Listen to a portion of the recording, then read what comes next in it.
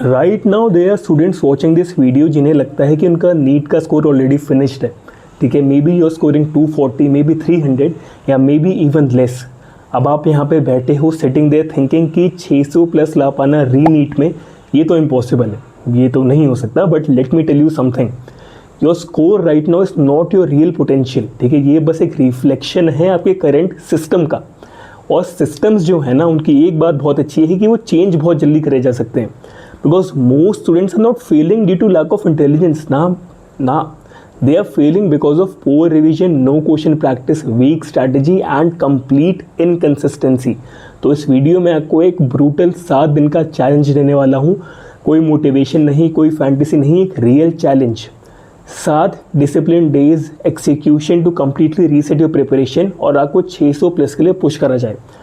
अब ध्यान से सुनो, ये चैलेंज आसान नहीं होने वाला है, ये तो बिल्कुल भी आसान नहीं होने वाला है। अगर आप नहीं कर सकते, if you are going to half ass it then don't do it, ठीक है। जाओ वापस इंस्टाग्राम चलाओ। If you follow this seriously your preparation will transform. Now first understand something very important, you are not trying to jump from 240 to 600 in 7 days. इतना easy नहीं है ये jump कर पाना। But what you will do is you will build a system that will take you there so rapidly that you will outperform most of your competitors in re NEET. तो ये 7 day about These 7 days about momentum, ठीक है। Because momentum जब start करता है तो compound बहुत जल्दी करता है। अब रूल सुनो, सबसे पहला कोई सोशल मीडिया नहीं, ठीक है। No random YouTube binge watching, no fake studying हाथ में फ़ोन लेकर के, ठीक है। कोई 2 घंटे बैठ के रिसोर्स कलेक्ट करना, कॉफ़ी बनाना नहीं, ठीक है। 7 days your world is only NCERT, PYQs and mock test revision, that is it, nothing else. सबसे पहले डे 1।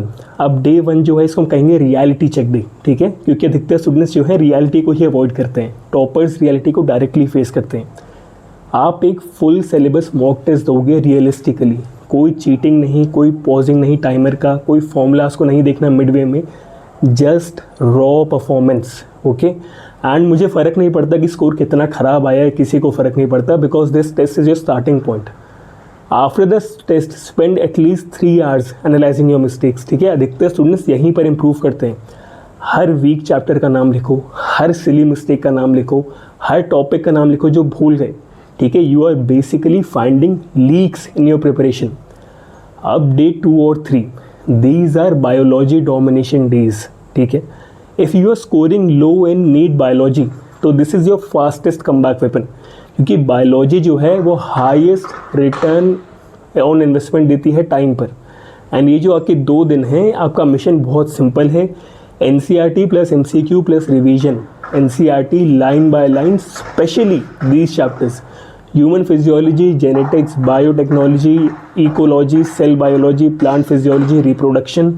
ये चैप्टर गोल्ड माइंस हैं। पैसिवली मत पढ़ना, फैक्ट्स को अंडरलाइन करो, रिवाइज करो, अपने आप से सवाल पूछो पढ़ते पढ़ते, ठीक है। और उसके बाद कम से कम 300 सवाल सॉल्व करो। हाँ 300, ठीक है। बिकॉज बायोलॉजी रिपीटिशन बेस्ड है, इतना भी नहीं कर सकते तो चैलेंज अभी छोड़ दो, जाओ। जितने क्वेश्चन सॉल्व करोगे उतना आपका पैटर्न रिकग्निशन बड़ा होगा। अब डे 4 है आपका फिजिक्स का रिकवरी डे, ठीक है। Most students are terrified of physics, I know that, but this is exactly why they lose marks, ठीक है। तो here is the strategy, ego को भूल जाओ। You are not trying to master advanced JEE level physics, नहीं यार, ये सब नहीं करना है।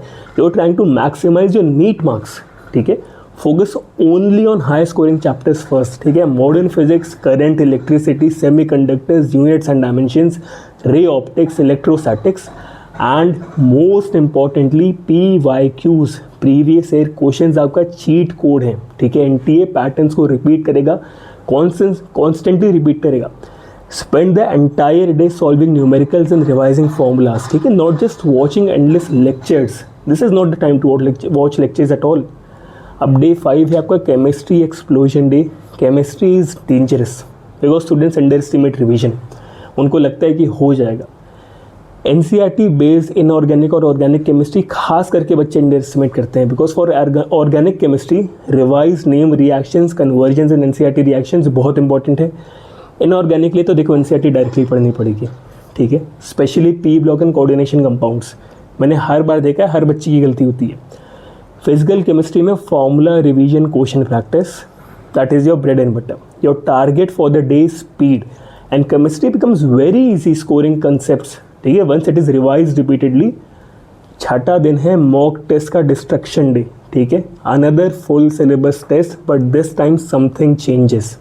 आपका कॉन्फिडेंस, बिकॉज पहले 5 दिन of intense correction you will already feel sharper. Again analyse everything and listen carefully. ध्यान से सुनो. मॉक टेस्ट के ऊपर कभी रोना नहीं. ठीक है ना, कि मॉक टेस्ट के स्कोर खराब आ रहे हैं. Mock test are suppose to expose your weakness. उनका काम ही यही है, दैट इज़ देयर जॉब.